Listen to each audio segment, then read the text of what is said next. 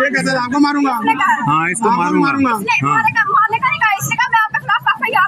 बदतमीजी की आपके साथ। तो ड्यूटी नहीं करना धंधा थे। पूरी पब्लिक के सामने तालियां बजाइयां। एक ऐसा आपने पूछना पूरी तालियां बजाइयां। मुझसे आके टोकन मांग रही थी। टोकन का तो मुझे कहती है बाकी और तुम्हें छोड़ दे। ये औरतें लाइन में लगी हुई थी। इसका नाम सदाम है। सदाम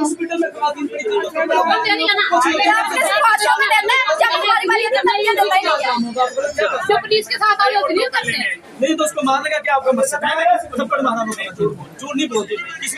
मैं तुम्हारी भर्ती हूँ। ऐसे करते लोग। टोकन दिया झूठ की भर्ती पे टोकन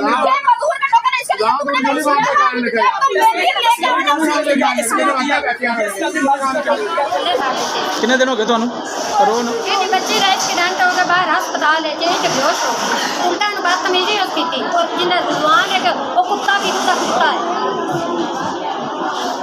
ਦੱਸਿए भी सही लेके जा रही अंदर ऐसी जनानी है कैसी भी किसी ने जपिया हुई है।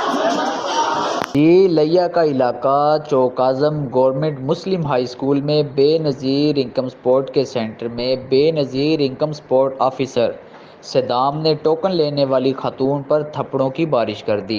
खातून को धक्का देकर सीढ़ियों से नीचे गिरा दिया। खातून बेहोश हो गई। मुतासिरा खातून को फिलफोर रेस्क्यू टीम को बुला के DHQ अस्पताल चौक आज़म मुंतकिल कर दिया गया।